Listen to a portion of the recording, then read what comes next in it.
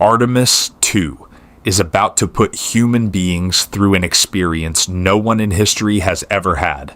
Not during Apollo, not on the space shuttle, not aboard the International Space Station. For more than half a century, humanity has been circling close to home, never straying far beyond the thin band of space we call low Earth orbit. Generations have grown up in a world where spaceflight exists, but deep space travel is something frozen in black and white footage and history books. That long pause is over.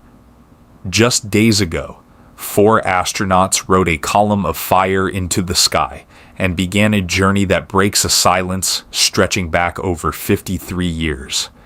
Not once in that time did a human leave Earth's immediate neighborhood. Not once did anyone push outward toward the moon. Artemis 2 changes that, not as a repeat of the past, but as something fundamentally new. This mission is not Apollo 8 revisited. It is not a nostalgic reenactment. Everything about it, from the spacecraft to the crew to the technology humming behind the panels, reflects a completely different era of exploration. The astronauts on board are not simply retracing old steps. They are stepping into an entirely new version of deep space travel. Start with the spacecraft itself. The Apollo Command Module was a masterpiece of its time, but it was brutally small. 3 astronauts lived inside a pressurized volume barely larger than a walk-in closet. For up to 2 weeks, they ate, slept, worked, and existed within that confined space. There was no room to escape, no privacy, no comfort beyond what was absolutely necessary for survival. Orion, the spacecraft carrying Artemis 2, is still compact by everyday standards, but the difference is significant. With roughly 60% more habitable volume, it gives 4 astronauts a space that feels less like confinement and more like a functional environment. It is still tight. It is still a capsule, but it is a livable one. That extra space transforms daily life on board. For the first time in a lunar mission, astronauts have access to a dedicated hygiene area with actual privacy. That may sound like a small detail, but in space, it matters enormously. Apollo crews relied on improvised solutions that were uncomfortable, inefficient, and by many accounts, one of the worst aspects of the entire mission. Artemis 2 replaces that with a system designed for dignity as much as function. Then there's exercise, something Apollo didn't even attempt. The missions were short enough that engineers accepted the physical toll on the human body. Astronauts returned weak, sometimes barely able to stand, their muscles and bones already beginning to deteriorate in weightlessness. Artemis 2 takes a different approach. The crew exercises regularly using a compact resistance device that fits into a small corner of the spacecraft. It's lightweight, efficient, and surprisingly powerful, allowing astronauts to perform movements like squats and deadlifts in zero gravity. The idea that someone could be lifting the equivalent of hundreds of pounds while traveling toward the moon would have sounded absurd in the 1960s. Now it's routine. The rocket that launched them is another leap forward. While Apollo relied on the Saturn V, the most powerful rocket of its time, Artemis uses a system that produces even more thrust. It is designed not for reusability or cost efficiency, but for raw capability, sending a fully equipped spacecraft and crew toward the moon in a single launch. But the biggest differences are not just in size or power. They are in how the spacecraft operates and what it can do. Apollo spacecraft were limited by their power supply. Every system drew from finite resources stored on board. Orion changes that equation with solar arrays that generate electricity continuously.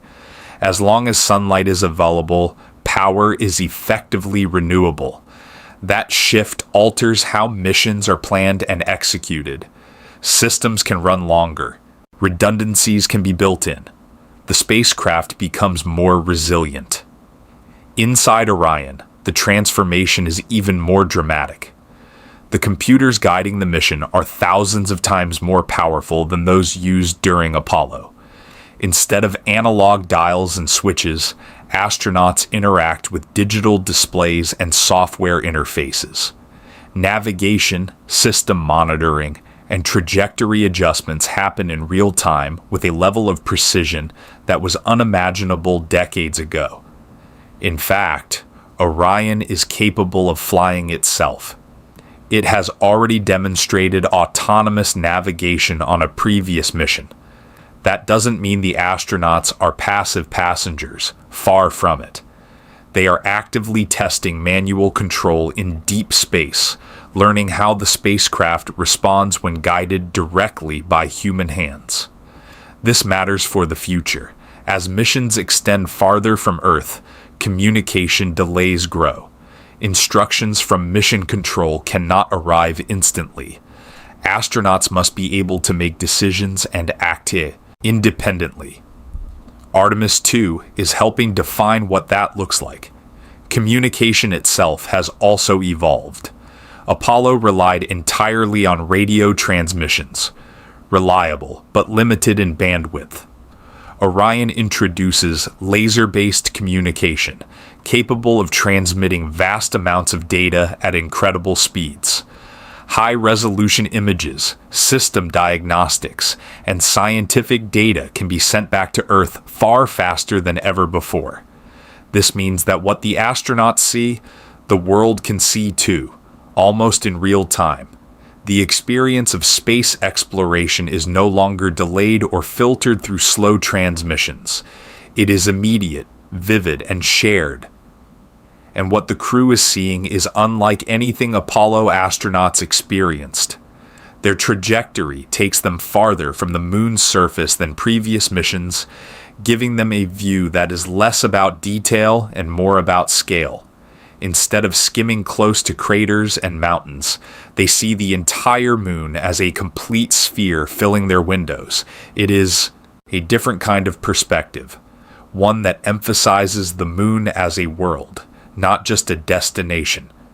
They are also witnessing features no human has ever seen directly. Regions of the moon that were hidden or poorly lit during Apollo missions are now visible due to different flight paths and timing.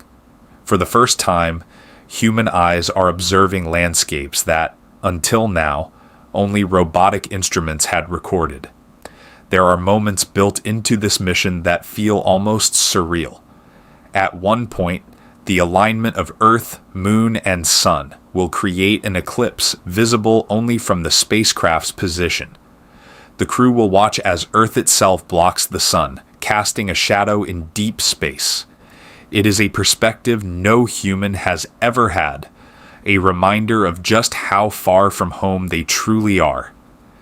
Distance is another boundary Artemis 2 is pushing. The mission will carry its crew farther from Earth than any humans have ever traveled. Previous records were set under emergency conditions. This time, the distance is intentional, part of the mission design from the very beginning. And then there is the return. Re-entering Earth's atmosphere is always one of the most dangerous phases of any space mission. Artemis 2 raises the stakes even higher. The spacecraft will hit the atmosphere at speeds exceeding anything achieved by previous crewed missions. The heat generated will be extreme, surrounding the capsule and plasma and cutting off communication entirely for several minutes. During that time, the crew will be completely alone. No contact with Earth, no updates, no reassurance. Just the sound of the spacecraft and the knowledge that everything depends on the engineering holding together. That engineering has already been tested and not without concern. Earlier missions revealed unexpected wear on the heat shield, prompting years of analysis and debate. The decision to proceed reflects a balance between caution and the inherent risks of exploration. The astronauts understand that risk. They always have.